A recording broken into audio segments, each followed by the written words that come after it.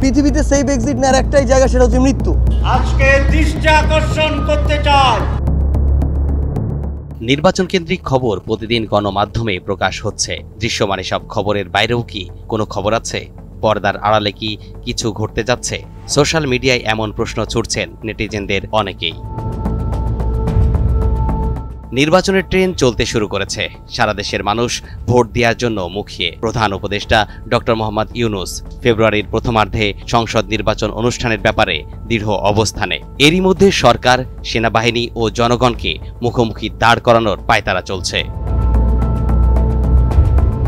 সেনাবাহিনীর সঙ্গে অন্তর্বর্তী সরকার ও জনগণকে মুখোমুখি করার ষড়যন্ত্রের ঢেউ থামতে না থামতেই সম্প্রতি জামাতের নায়েবে আমির ডাক্তার সৈয়দ আব্দুল্লাহ মোহাম্মদ তাহের উপদেষ্টাদের বিরুদ্ধে গুরুতর অভিযোগ তুললেন।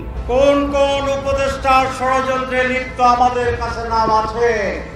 এতে নির্বাচন সুষ্ঠু হওয়ার কোনো লক্ষণ দেখি না। ডাবল ধামাকা অফার, ওয়ালটন ল্যাপটপ পাওয়া যাচ্ছে নতুন ছাড়কৃত মূল্যে। তিনি বলেছেন, অন্তর্বর্তী সরকারের কোনো উপদেষ্টা ষড়যন্ত্রে লিপ্ত, তাদের নাম ও কণ্ঠ রেকর্ড আছে। এছাড়াও তিনি উপদেষ্টাদের সতর্ক করে দিয়ে বলেন, আজ হুঁশিয়ারি দিতে চাই না, আজকে দৃষ্টি আকর্ষণ করতে চাই।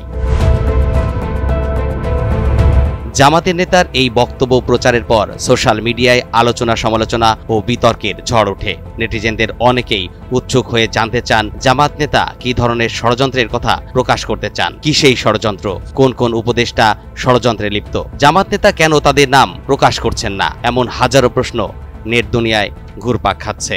আজকে হুঁশিয়ারি দিতে চাই না, আজকে দৃষ্টি আকর্ষণ করতে চাই।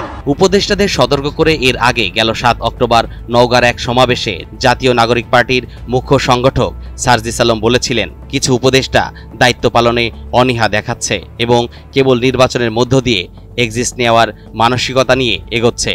যারা এই মানসিকতা পোষণ করেন তাদের জন্য মৃত্যু ছাড়া কোনো সেফ এক্সিট নেই। কিছু উপদেষ্টার মধ্যে আমরা এই আচরণ দেখতে পাচ্ছি। কোনোভাবে দায় সারা দায়িত্বটা পালন করে নির্বাচনের মধ্য দিয়ে এক্সিট নিতে পারলে হইল, দেশে থাকুক আর দেশের বাইরে থাকুক। উপদেষ্টাদের সতর্ক করে এর আগে গেল 7 অক্টোবর নওগাঁর এক সমাবেশে জাতীয় নাগরিক পার্টির মুখ্য সংগঠক সার্জিস আলম বলেছিলেন, কিছু উপদেষ্টা দায়িত্ব পালনে অনীহা দেখাচ্ছেন এবং কেবল নির্বাচনের মধ্য দিয়েই এক্সিট নেওয়ার মানসিকতা নিয়ে এগোচ্ছেন। যারা এই মানসিকতা পোষণ করছেন তাদের জন্য মৃত্যু ছাড়া কোনো সেফ এক্সিট নেই। কোথায় সেফ এক্সিট নিবে? পৃথিবীতে সেফ এক্সিট নেওয়ার একটাই জায়গা, সেটা হচ্ছে মৃত্যু। তারও আগে 4 অক্টোবর একটি টিভি চ্যানেলের সাক্ষাৎকারে এনসিপির আহ্বায়ক নাহিদ ইসলাম বলেছিলেন, উপদেষ্টাদের অনেকেই বিভিন্ন রাজনৈতিক দলের সঙ্গে লিয়াজো করে ফেলেছেন, তারা নিজেদের সেফ এক্সিটের কথা ভাবছেন। নাহিদ ইসলামের ওই বক্তব্য নেট দুনিয়ায় বারুদের মতো ছড়িয়ে পড়ে। এসব রাজনৈতিক বক্তব্য কি নিছক বক্তব্য, নাকি ভেতরে চলছে অন্য খেলা? 2024 সালের 5 আগস্টের অভ্যুত্থানের পর শিক্ষার্থীরা স্লোগান দেয়, এই মুহূর্তে দরকার সেনাবাহিনীর সরকার। কিন্তু শেখ হাসিনার রক্তচক্ষু উপেক্ষা করে ছাত্র জনতার পাশে দাঁড়ানো জেনারেল ওয়াকারুজ্জামান গণতন্ত্রের পক্ষেই অবস্থান নিয়ে নির্বাচন করে জনগণের প্রতিনিধির হাতে ক্ষমতা তুলে দেয়া নিশ্চিত করে ক্যান্টনমেন্টে ফিরে যাওয়ার বার্তা দেন।